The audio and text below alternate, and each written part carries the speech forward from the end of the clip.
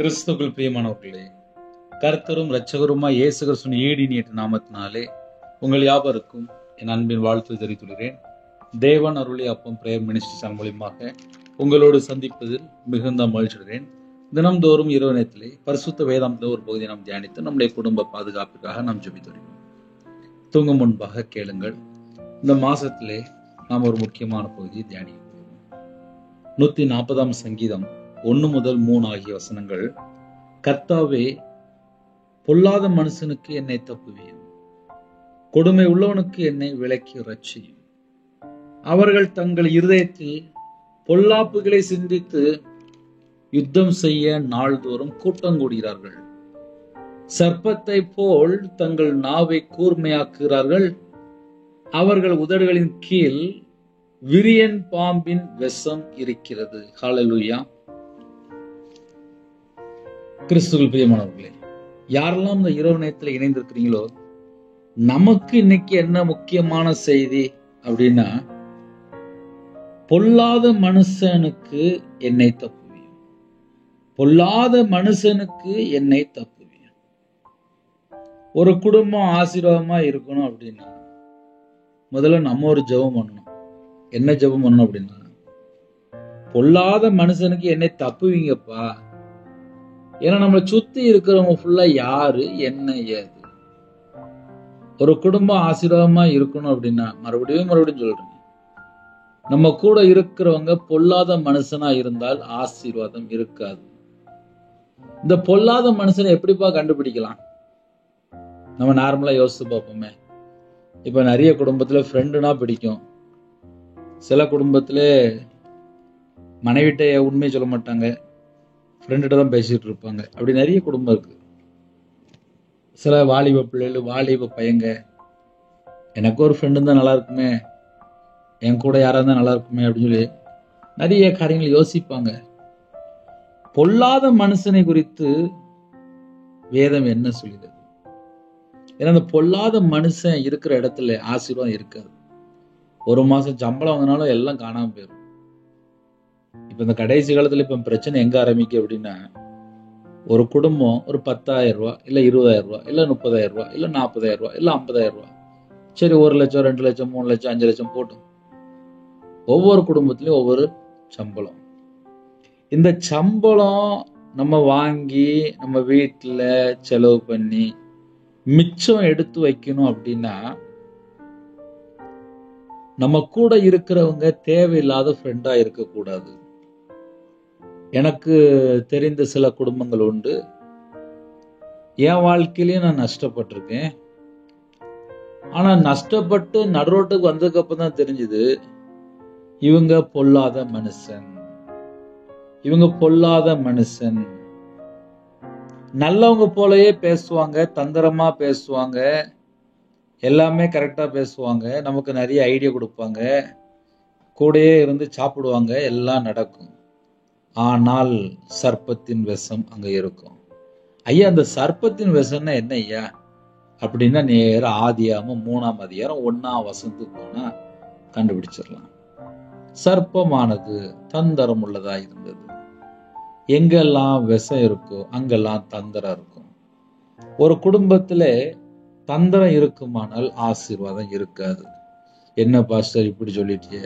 உள்ளதுதான் சொல்றேன். ஏன்னா இப்ப நிறைய குடும்பத்துல உண்மையா இருக்கிறத விட தந்திரமா இருக்கதான் ரொம்ப பிடிக்கும். சரி, தந்திரம்னா அதையும் கொஞ்சம் விளக்கமா சொல்றேனே. மனைவிக்கு தெரியாம, இல்லைன்னா புருஷனுக்கு தெரியாம. இன்னைக்கு காலையில ஒரு சகோதரிட்ட பேசிட்டு இருந்தேன். அந்த சகோதரி எனக்கு ஒரு காரியம் சொன்னாங்க.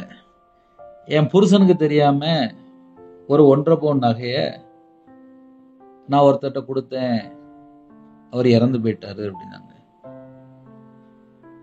அவங்க சொன்ன காரியம் என்ன அப்படின்னா, என் கணவருக்கு தெரியாம ஒரு 1.5 பவுன் நகைய நான் ஒருத்தவங்கள்ட்ட கொடுத்தேன், இன்னொரு நபர்கிட்ட கொடுத்தேன், அவங்க இறந்து போயிட்டாங்க. இப்ப பிரச்சனை எங்க ஆரம்பிச்சது? கணவருக்கு தெரியாமல் தந்திரமா ஒரு 1.5 பவுன் நகைய வேற யார்கிட்டயோ கொடுத்தாச்சு, அவரு இறந்து போயிட்டார். இந்த அக்கா இப்போ உட்காந்து புலம்புது. எப்படி புலம்புது அப்படின்னா, என் புருஷன்ட்ட இதை நான் எப்படி சொல்ல முடியும்? எனக்கு கொடுத்து 1 வருஷம் ஆச்சு, அவர் இறந்து போயிட்டாரு. கணவருக்கு தெரியாது, கணவர் வெளியூர் வேலை. இப்ப இந்த அக்காவுக்கு 1.5 பவுன் நகை வேணும். இந்த அக்கா வேலை பார்க்கல, கணவர் மட்டும்தான் வேலை பார்க்காரு, வெளியூர்ல வேலை பார்க்காரு. இப்ப இந்த அக்காவுக்கு இந்த 1.5 பவுன் நகைக்காக புலம்பத்தான் செய்யறாங்க. அண்ணே இப்படி நடந்து போச்சு. புருஷனுக்கு தெரியாமல் எங்கெல்லாம் வேற எங்கேயாவது கொண்டு போய் எதை கொடுத்தாலோ வச்சாலோ போனாலோ அது எல்லாம் லாஸ்ட் பிரச்சனையா வந்துதான் நிற்கும். சரி, இன்னொன்னு சொல்றேனே, 2021 இல்ல 2021 தான் இருக்கும். எனக்கு ஒரு குடும்பத்துல ஜெபகுறிப்பு வந்துச்சு. என்ன ஜெபகுறிப்புன்னு சொல்லி கேட்டேன். அவங்க சொன்னாங்க, நாங்க ஒரு இடத்துல போய் நாங்க ப்ரேயர் பண்ண போவோம். அந்த ப்ரேயர் பண்ற இடத்துல அவங்களுடைய மகளுக்கு கல்யாணம், அதனால என்கிட்ட இருந்து ஒரு 25 லட்ச ரூபா கொடுத்தேன் அப்படின்னாங்க. சரி, அப்புறம் இதே போல என் தங்கச்சி அப்புறம் எங்க அக்கா 3 பேரும் நாங்க கிட்டத்தட்ட ஒரு 75 லட்ச ரூபா கொடுத்துருக்கோம் அப்படின்னாங்க. யாருக்கு கொடுத்தீங்க? பாஸ்டருடைய மகளுக்கு. பாஸ்டருடைய மகளுக்கு எவ்வளவு கொடுத்தாங்க? 3 அக்கா தங்கச்சி சேர்ந்து 75 லட்சம் கொடுத்தாங்க. அந்த பிள்ளைக்கு கல்யாணம் முடிஞ்சிட்டு அதுக்கப்புறம் இந்த பணம் இவங்களுக்கு திருப்பி கொடுக்கல. இது யார் வீட்டில் நடக்கு அப்படின்னா, ஒரு சர்ச்சு விசுவாசி பாஸ்டர்கிட்ட கொண்டு போய் ரூபா கொடுத்தாங்க. 25 லட்சம். கல்யாணம் முடிஞ்சதுக்கப்புறம் தரேன் இருக்காங்க, தரல. உடனே ஜெபகுறிப்பு இங்க வருது. இப்ப இதுல யார சொல்லலாம் அப்படின்னா, கணவருக்கு தெரியாம கொண்டு போய் லட்சமா கொண்டு யார்ட்டையா கொடுக்கறது. அப்புறம் எனக்கு ஐயோ அவங்க தர மாட்டேங்கன்னு சொல்லிட்டு இங்க போன் அடிப்பாங்க. ஆன்லைன்ல எத்தனையோ தேசத்துக்குள்ள இந்த செய்தி பார்ப்பீங்க. கணவன் மனைவிக்குள்ள ஒரு உண்மை இருக்கா? பிள்ளைகள் அம்மா அப்பாட்ட உண்மையா இருக்கிறீங்களா? இதுவே பெரிய விஷயம். நீங்க போற சர்ச்சைக்கு உண்மையா இருக்கிறீங்களா? உங்க வாழ்க்கையில உண்மையா இருக்கிறீங்களா? உங்க குடும்பத்துக்குள்ள ஒரு உண்மை இருக்கா? இத கண்டுபிடிச்சாச்சு அப்படின்னா ஒரு குடும்பம் ஆசீர்வாதமா இருக்கும். இதுக்கு எக்ஸாம்பிள் வேணா என்னைய வேணா நான் சொல்றேன், அதுவும் பிரயோஜனமா இருக்கும். நான் வியாபாரத்துல இருக்கும்போது பல லட்சங்கள் கடன், ஆனால் மனைவிக்கு தெரியாது. அப்போ ஒரு கடன் வாங்குறதுக்கு முன்னாடி மனைவிட்ட கேட்டாலோ இல்ல வீட்டுல ஆலோசனை பண்ணியிருந்தாலோ 90% பிரச்சனை வராது. என் வாழ்க்கையில பிரச்சனைக்கு மூல காரணம் யாரு அப்படின்னா நான் தான். ஞானம் இல்லாமல் என்னெல்லாம் செஞ்சனோ எல்லாமே நஷ்டம். மனைவிட்ட குடும்பத்துல ஆலோசனை கேட்காமல் எங்கெல்லாம் கத்தரை விட்டு வழி விலகணும் எல்லாமே நஷ்டம். இதுக்கு பின்னாடி என்னென்ன இருக்கு அப்படின்னா, பொல்லாத மனுஷன். நமக்கு யாரு ஐடியா கொடுக்குறாங்களோ, தப்பான வழியில யார் நம்மளை வழி நடத்துறாங்களோ அவங்கதான் பொல்லாத மனுஷன். ஒரு வீட்டுக்குள்ள இயேசு கிறிஸ்து வரணும் அப்படின்னா ஒரு குடும்பத்துக்குள்ளே தேவையில்லாத ஃப்ரெண்டுகள் இருக்கக்கூடாது. நல்ல ஃப்ரெண்டு இருப்பாங்க, அவங்க வேற. ஆனால் ஒரு காரியத்தை மட்டும் நம்ம புரிந்து கொள்ளணும். இப்போ நிறைய பையங்க கெட்டு போற காரணம் என்ன? நிறைய குடும்பத்துல நிறைய பேர் கெட்டு போற காரணம் என்ன? இந்த பொல்லாத மனுஷன் தான். இந்த பொல்லாத மனுஷன் எங்கெல்லாம் இருக்கிறானோ அவனை முதல்ல கண்டுபிடிச்சாச்சுனாலே ஒரு குடும்பம் ஆசீர்வாதமா மாறிடும். ஒரு 4 மாசம் முன்பாக ஒரு தாயார்கிட்ட பேசிட்டு இருந்தேன். அவங்களுக்கு எப்படி ஒரு 40 வயசுலேருந்து ஒரு 45 வயசுக்குள்ள இருக்கும். அந்த அக்கா சொன்னாங்க, ஆனால் எனக்கு கல்யாணம் முடிஞ்சு 15 வருஷம் ஆயிட்டுனே. நான் எனக்கு இயேசுவை பிடிக்கும், உங்க பிரேயரை நான் கேட்பேன்னே. அவங்க சொன்ன காரியம் என்ன தெரியுமா? என் கணவர் வாரம் சனிக்கிழமை சம்பளம் வாங்குவாரு. சனிக்கிழமை வீட்டுக்கு வரும்போது ஃபுல்லு பூஸ்ட்ல வருவாரு, நல்லா தண்ணி அடிச்சுட்டு வருவாரு. நான் வீட்டுக்குள்ள இருப்பேன், கெட்ட வார்த்தை அப்படி ஏசுவாரு. நான் வீட்டை விட்டு வெளியில வந்துருவேன். நான் வெளியில வந்த உடனே என் 3 பிள்ளைகளும் வெளியில வந்துருவோம். 15 வயசு 14 வயசு 13 வயசு சொன்ன மாதிரி இருந்துச்சு. 3 பிள்ளைகள் வெளியே வந்துடும். அவர் வீட்டுக்குள்ளே சாப்பிட்டுட்டு கதவை பூட்டிட்டு படுத்துருவாரு. நாங்க 4 பேருமே வெளியில ரோட்ல தான் படுத்திருப்போம். இதுதான் என்னுடைய வாழ்க்கையிலே கல்யாணம் முடிஞ்சு 15 வருஷமா என்னுடைய வாழ்க்கையில் உள்ள பிரச்சனை. வாரம் சனிக்கிழமை வருவாரு, தண்ணி அடிச்சுட்டு வருவாரு. கெட்ட வார்த்தை, வீட்டுக்குள்ள ஒரே பிரச்சனை தான் நடக்கும். எனக்கு நிம்மதின்னு ஒன்றும் கிடையாதுண்ணே. ஆனா நான் வேலை பார்க்குறேன், அதை வச்சு கொஞ்சம் பிள்ளைகளுக்கு நான் வாங்கி கொடுத்துக்கிட்டேன். ஆனா கணவர் சம்பளம் கைக்கு வரலண்ணே, ஆனாலும் நான் வாழ்ந்துட்டு இருக்கிறேனே அப்படின்னாங்க. அதுக்கு பின்னாடி என்ன பிரதர் இருக்கு? இதுல பொல்லாத மனுஷன் எங்க வரான் அப்படின்னா, அவர் ஒரு வாரம் ஃபுல்லா வேலை பார்த்து சம்பளம் வாங்குறாரு. யாரோ கூட இருக்கிறவங்க தண்ணி அடிக்க கூட்டு போய் அந்த பணத்தை ஃபுல்லா காலி பண்ணி, அந்த ஐயா வீட்டுக்கு வரும்போது பார்த்தா புலம்பிட்டே வர்றாரு. வீட்டுல வந்து கெட்ட வார்த்தை பேசுறாரு. இது எத்தனை வருஷமா நடக்குன்னா 15 வருஷமா நடக்கு.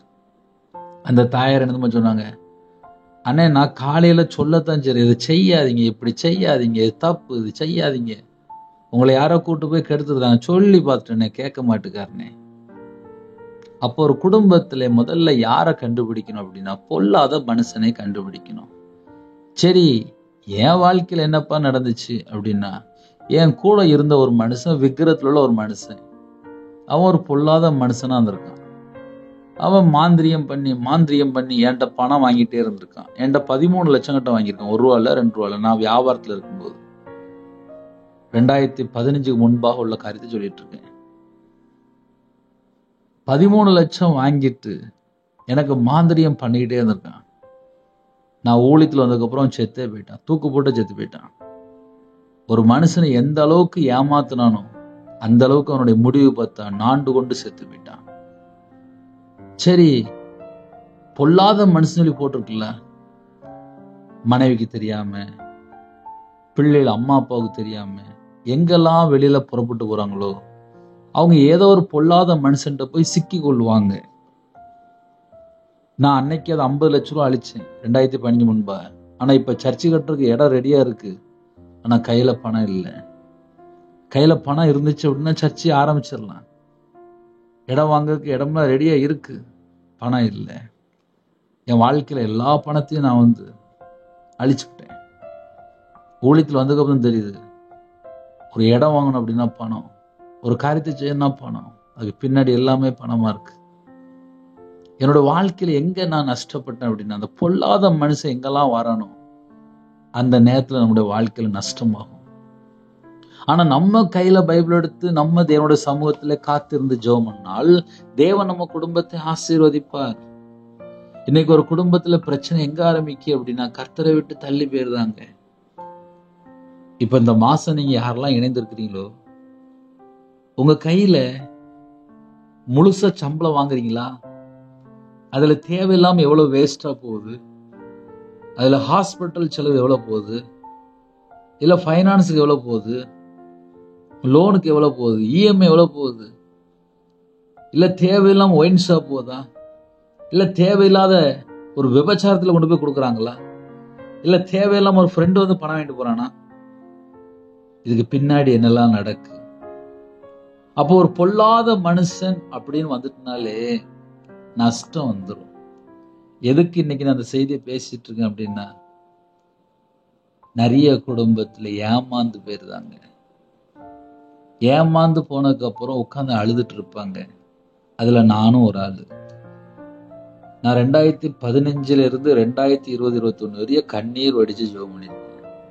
கையில பைபிள் எடுத்து வாசிக்கும்போது கண்ணீர் தான் ஓடும். ஏன் கண்ணீர் வடிக்கணும் கூட எனக்கு தெரியாது. கையில பைபிள் எடுத்து வாசிக்கும்போது ஆட்டோமேட்டிக்கா கண்ணீர் ஓட ஆரம்பிச்சிடும். ஏன்னா ஏமாந்துட்டேன். 50 லட்ச ரூபா 55 லட்ச ரூபா ஏமாந்து நடுரோட்டுக்கு வந்துட்டேன். கையில பைபிள் எடுத்து வாசிக்கும் போது அறிவு இல்லாம போயிட்டு அப்படின்னு சொல்லி உட்காந்து புலம்பிட்டு இருப்பேன். இன்னைக்கு நிறைய குடும்பத்துல ஏமாத்துறாங்க, இல்ல ஏமாந்துருந்தாங்க.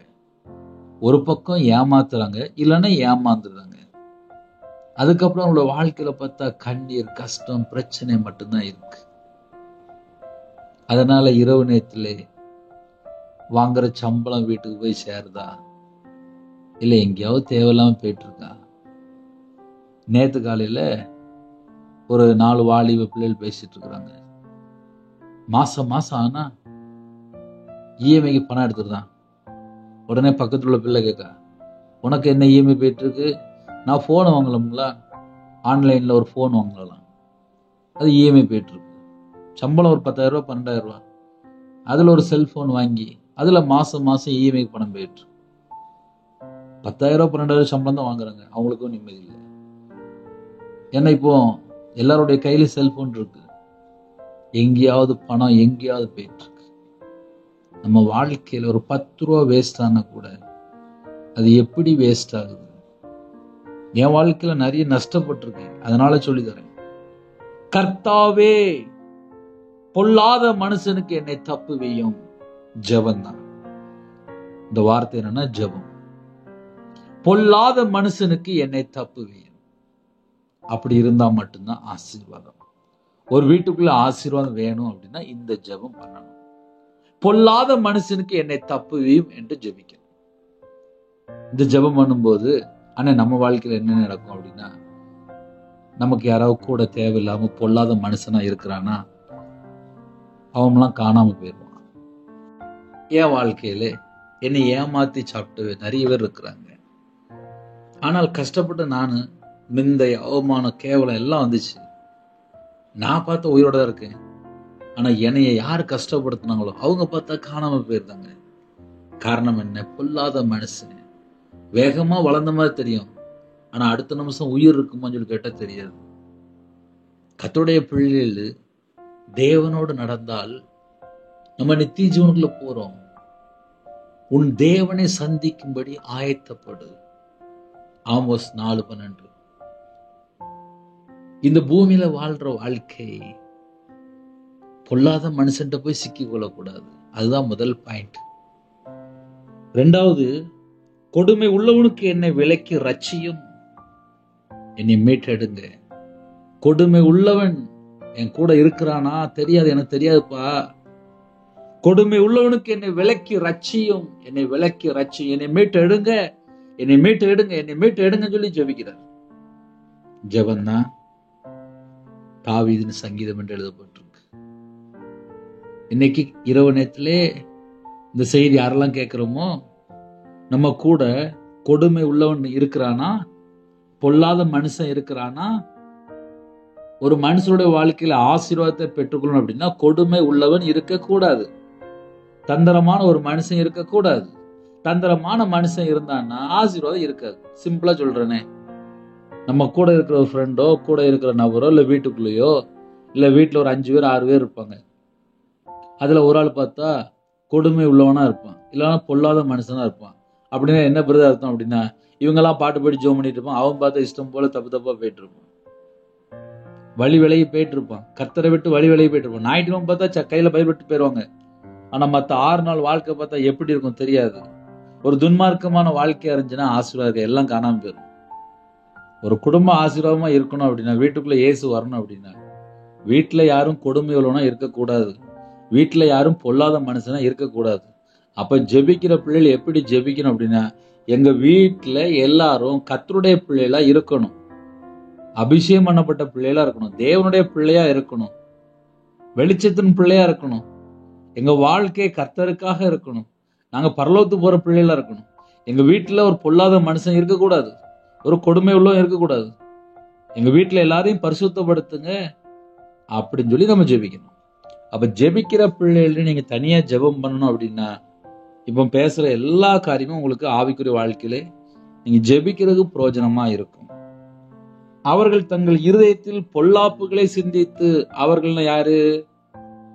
பொல்லாத மனுஷன், கொடுமை உள்ளவன்.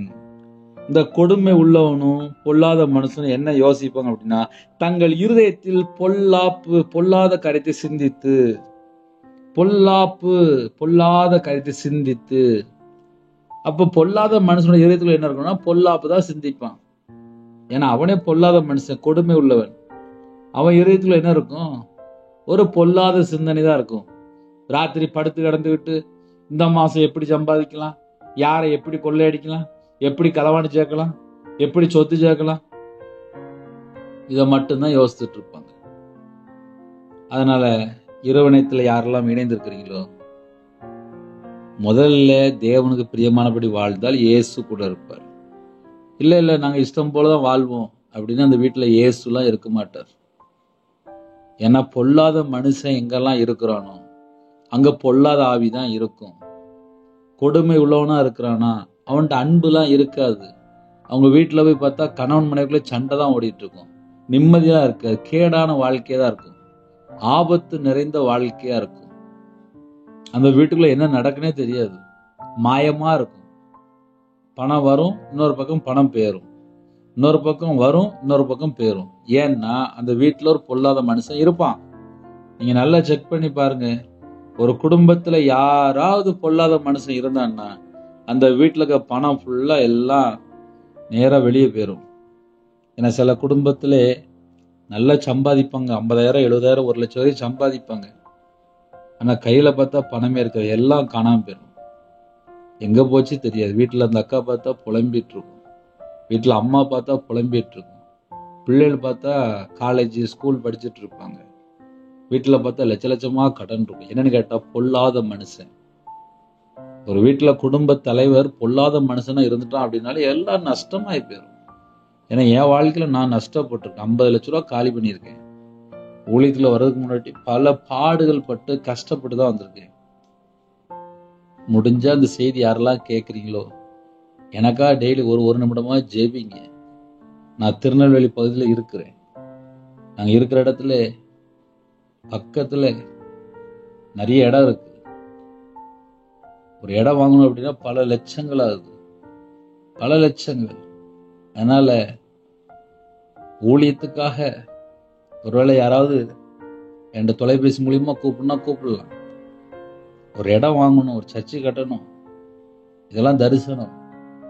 அப்ப கர்த்தருடைய பிள்ளைகள் பரலோகத்துக்கு போற காரியத்தை யோசிங்க. பரலோகத்துக்கு போறதுக்காக வாழுங்க. பரலோகத்துக்கு போகும்போது ஆத்துமா பரலோகத்துக்குள்ள கொண்டு போங்க. அப்பந்தான் தேவன் நம்மளை அழைப்பார். இந்த பூமியில கொஞ்ச நாள் தான் உயிரோட இருக்க போறோம். இந்த கொஞ்ச நாள் வாழ்க்கை நம்ம கர்த்தருக்காக தான் வாழ்றோமா? அதை நம்மளே யோசித்து பார்க்கலாம். தங்கள் இருதயத்தில் பொல்லாப்புகளை சிந்தித்து, ஒரு மனுஷனுடைய இருதயத்துக்குள்ள பொல்லாப்புகளை சிந்திச்சா ராத்திரி படுத்தா கெட்ட ஆவிதான் வந்து நிற்கும். எனக்கு சில ஜபகுறி வரும். நான் பாம்பை பார்த்தேன், நாயை பார்த்தேன், ஏகப்பட்டதை பார்த்தேன், விபச்சாரத்தை பார்த்தேன், அதை பார்த்தேன், இதை பார்த்தேன்.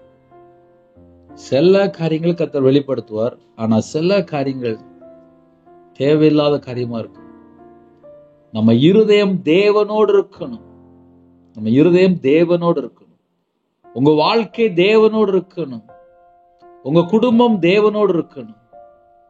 கர்த்தருக்காக எடுங்க முயற்சி. உங்களுடைய வாழ்க்கை கர்த்தருக்காக இருக்கட்டும். கர்த்தர் ஆசீர்வதிப்பார். ஆனா இருதயத்துக்குள்ள ஒரு பொல்லாத சிந்தனை இருந்துச்சு அப்படின்னா ஆசீர்வாதத்தை பெற்றுக்கொள்ள முடியாது. நான் உள்ளதுதான் சொல்லிட்டு இருக்கேன்.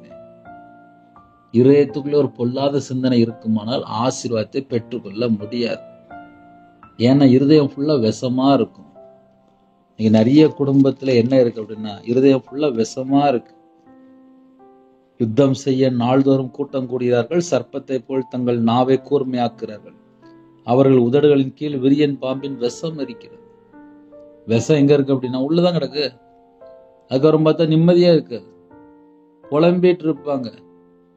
ஏன் புலம்புறாங்க? இருதயத்துல ஃபுல்லா விஷம். இருதயத்துல ஃபுல்லா தேவையில்லாத காரியங்கள். கசப்பு, வெறுப்பு, பகை, கோபம், எரிச்சல், இதெல்லாம் உள்ள வச்சிருந்தா அப்புறம் வாயில புறப்படுற வார்த்தை என்ன வரும்? அதுதான் வரும். இன்னைக்கு நிறைய குடும்பத்துல விஷம்னா என்னன்னு தெரிய மாட்டேங்குது. இருதயம் ஃபுல்லா கசப்புனால நிரம்பி இருக்கும். அப்புறம் நிம்மதியே இருக்காது. புலம்பிட்டு இருப்பாங்க. கண்ணீர் வாழ்க்கையா இருக்கும். யாரையாவது மன்னிக்க முடியாம இருப்பாங்க. ஒரு பொல்லாத சிந்தனை அப்படின்னு சொல்லி பார்க்கும்போது மன்னிக்காம இருக்கிறாங்களா? அதுவும் பொல்லாத சிந்தனை தானே. மன்னிச்சுட்டு போயிட்டே இருக்கணும். என் வாழ்க்கையில எனக்கு நஷ்டம் நடந்துச்சு, கஷ்டப்பட்டேன். இருதயத்துல சுத்தமுள்ளவர்கள் பாக்கியவான்கள், தேவனை தரிசிப்பார்கள். இருதயத்துக்குள்ள தேவையில்லாம யாரையாவது தப்பு தப்பா யோசிச்சுட்டு அதெல்லாம் நமக்கு வேண்டாம். தீமைன்னு தெரிஞ்சிட்டுனா விலகி போயிடணும். பொல்லாத மனுஷன் தெரிஞ்சிட்டுனா விலகி போயிடணும். இந்த கடைசி காலத்துல அக்கிரமம் செய்யற குடும்பம் தான் நிறைய இருக்கு. உண்மையான அன்பு கூறிய குடும்பத்தை பார்க்க முடியல. இதான் கடைசி காலம். தனக்காக வாழ்ற ஒரு குடும்பம் இருக்கு, அவங்களுக்காக மட்டுமே வாழ்ற குடும்பம் இருக்கு. மற்ற குடும்பம் எப்படி போனாலும் பரவாயில்ல, நான் நல்லா இருக்கணும். இப்ப அப்படிப்பட்ட காலத்துக்குள்ளதான் நம்ம போயிட்டு இருக்கோம். உதடுகளின் கீழ் விரியன் பாம்பின் விஷம் அப்படின்னா என்ன அர்த்தம்? சர்ப்பத்தை போல தங்கள் நாவை கூர்மையாக்குறார்கள். சர்ப்பனா என்ன? தந்திரம். சர்ப்பத்தை போல் அப்படின்னா தந்திரமான ஒரு வாழ்க்கை.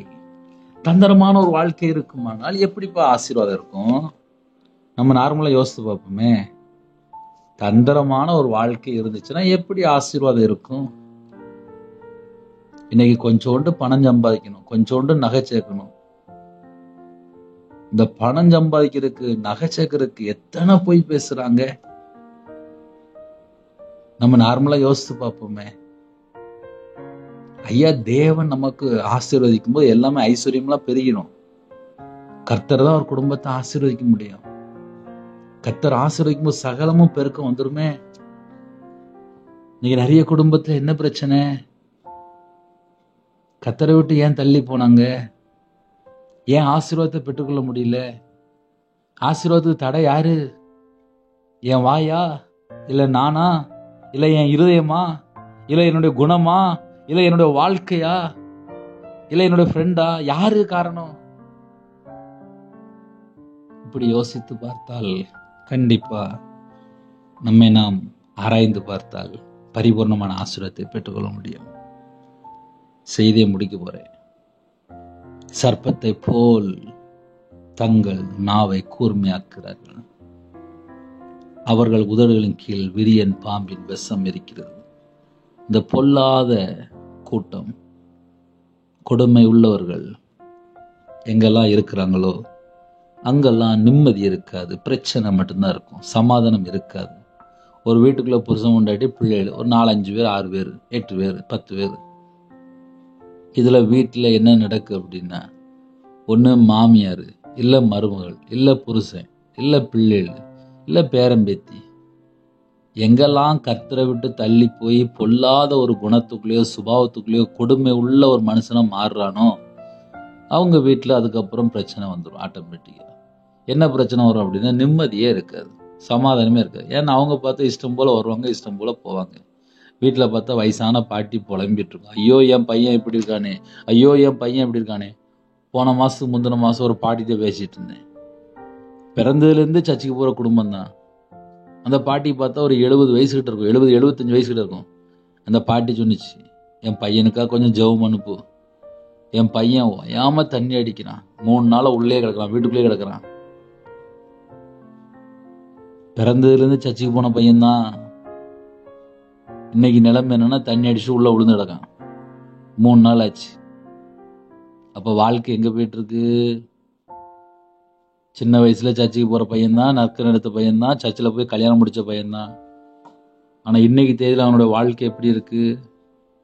துன்மார்க்கமான ஒரு வாழ்க்கையா இருக்கு, பொல்லாத மனுஷனா இருக்கான். அந்த வீட்டுல என்ன இருக்கும்? நிம்மதி இருக்காது.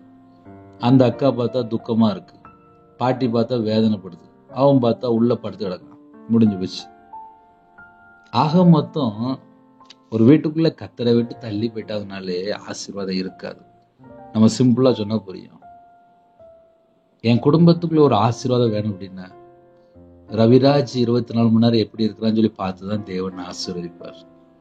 இந்த செய்தி யாரெல்லாம் கேட்குறீங்களோ, உங்க இருதயத்தை தேவன் பார்ப்பாரு, 24 மணி நேரம் பார்ப்பாரு. 24 மணி நேரம் தேவன் பார்த்துதான் ஆசீர்வதிப்பார். நான் சின்ன ஜெபம் பண்ணி முடிச்சிருவேன். ஆனா உங்க இருதயம் தேவனோடு இருக்க மட்டும் செக் பண்ணி பாருங்க. கண்களை மூடி நாம் ஜெபம் செய்வோம். அன்பின் கர்த்தாவே, நன்றியோடு துதிக்கிறோம், சுதிக்கிறோம்ப்பா. இந்த மாசத்துக்குள்ளே எங்களை கர்த்தர் அழைத்து கொண்டு இந்த கிருபைக்காக ஸ்தோத்திரம். இந்த நாளிலும் அப்பா இவ்வளவு நேரம் எங்களை பாதுகாத்தீங்க, உமக்கு ஸ்தோத்திரம். எங்களுக்கு கிருபை தந்த கிருபைக்காக ஸ்தோத்திரம். எங்களோட நீங்க பேசிருக்கீங்க, ஸ்தோத்திரம். நாங்க என்ன செய்யணும், ஏது செய்யணும், எப்படி வாழணும், எங்களுக்கு கிருபை தாங்கப்பா. எங்கள்கிட்ட குறையா இருந்துச்சுன்னா எடுத்து போட்டுருங்கப்பா. எங்க வாழ்க்கையில பொல்லாத காரியம் எதுவா இருந்துச்சுன்னா எடுத்து போட்டுருங்கப்பா. எங்களை பரிசுத்தப்படுத்துங்க, எங்களை சுத்திகரிங்க. உமக்கு பிரியமானபடி நாங்க வாழணும்ப்பா. எங்களை ஆசீர்வதிங்கப்பா. ஜெபிக்கிற குடும்பத்தை ஆசீர்வதிங்கப்பா. அப்பா, உங்க பாதபடியில் வருகிறோம்ப்பா. தேவன் அருளி அப்ப மினிஷன் உங்களுடைய கருத்துல அர்ப்பணிப்பா. சர்ச்சு கட்ட ஒரு இடம் வாங்கணும்ப்பா, அதையும் ஆசீர்வதிங்கப்பா. எங்க வாழ்க்கை கர்த்தரோடு இருக்கணும், ஆசீர்வதிங்கப்பா. நாங்க பரலோகத்துக்கு வரணும், எங்களை ஆசீர்வதிங்கப்பா. யாரெல்லாம் இணைந்து அந்த குடும்பங்களை ஆசீர்வதிங்கப்பா. அவங்களுடைய வம்சத்தை ஆசீர்வதிங்கப்பா. அந்த தலைமுறை ஆசீர்வதிங்கப்பா. உங்க பிள்ளைகள் பரிசுத்தமான சந்ததியா இருக்கணும், ஆசீர்வதிக்கப்பட்ட சந்ததியா இருக்கணும். எங்க வாழ்க்கை தேவனோடு இருக்கணும், எங்க இருதயம் தேவனோடு இருக்கணும், இணைந்திருக்கிற குடும்பங்கள் தேவனோடு இருக்கணும். எங்க இருதயத்துக்குள்ளே கர்த்தரை விட்டு தள்ளி போற காரியங்கள் எங்களுக்கு வேண்டாம். எங்களுக்கு கர்த்தர் போதும். இரவு நேரத்தில் இன்பமான தூக்கம் தாங்க. பரிசுத்தமுள்ள ஓய்வு நாளில் ஆலயத்துல போய் நற்கர் எடுக்க கிருபை செய்யுங்க. ஆலயத்துக்குள்ள நாட்டப்பட்ட பிள்ளைகளா இருக்கணும். இணைந்திருக்கிற குடும்பங்கள் ஆசீர்வதிக்கப்படட்டும். இந்த மாசத்தினுடைய தேவையில்லாம ₹1 கூட வேஸ்ட் ஆயிடக்கூடாது. நைட் ஷிப்ட்ல வேலை பார்க்கங்க, பரிசுத்தமா இருக்கணும். நைட் நேரத்தில் தண்ணி அடிக்கவோ, சிகரெட் பழக்கமோ, புகையிலையோ, கஞ்சா பழக்கமோ, விபச்சாரத்துக்குள்ளேயோ, தேவையில்லாம செல்போன்லயோ போய் சிக்கிக் கொள்ளக்கூடாது. கர்த்தர் வேறு அடைங்க. வேலையை உண்மையா செய்ய கிருபை செய்யுங்க. நைட் நேரத்தில் டிரைவிங் லைன்ல இருக்காங்க, முன்னும் பின்னுமா தேவதை நிப்பாட்டி வாகனத்தை பாதுகாத்துக் கொள்ளுங்க, பிள்ளைகளை பாதுகாத்துக் கொள்ளுங்க. யாரெல்லாம் நைட் நேரத்தில் தனிமையில ஏழை எளிய ஜனமா இருக்கிறாங்களோ, கர்த்தர் கூட இருங்க.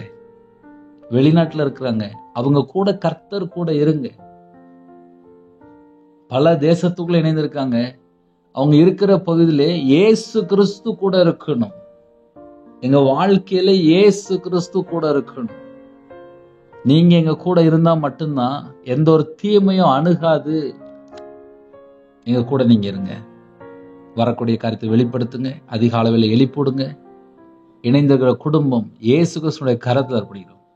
கற்பத்தினியா ஜுபிறாங்க, கர்த்தர் மனம் இறங்கி ஆசுரிங்க. மாசமா இருக்காங்க, கர்த்தர் ஆசுரிங்க. டெலிவரி போறாங்க, கர்த்தர் கூட இருங்க. திருமண வயசு தாண்டுது, ஏற்ற துணையை தாங்க. வாலிப வயசுல ஒரு சிறு சிறு நினை, கர்த்தரை நினைக்க ஒரு கிருபை தாங்க. திருமணம் முடிந்ததுக்கு அப்புறம் தவறான தொடர்பு, தவறான உறவு எல்லா கிரியெல்லாம் அழிக்கப்படட்டும்.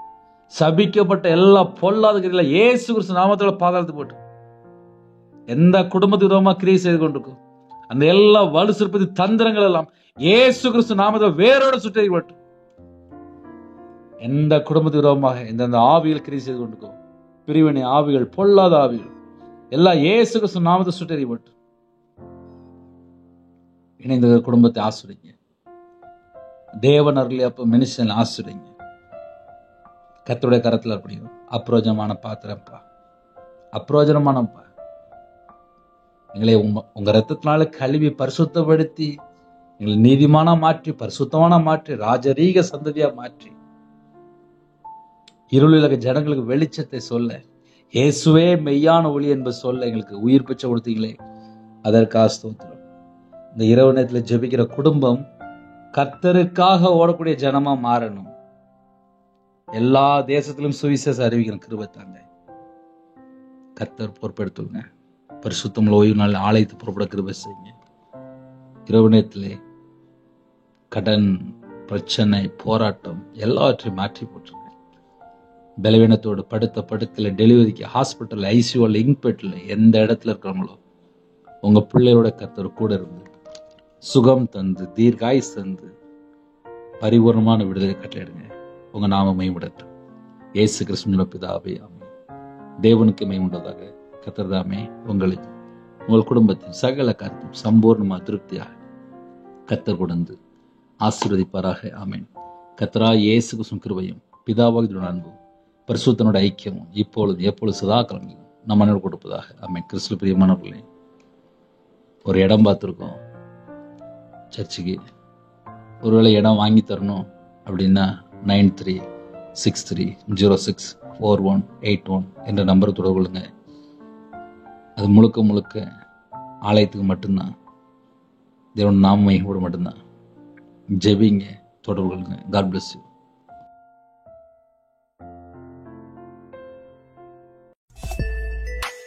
Thanks for watching. Please subscribe our channel. Click the like and share. Click the bell.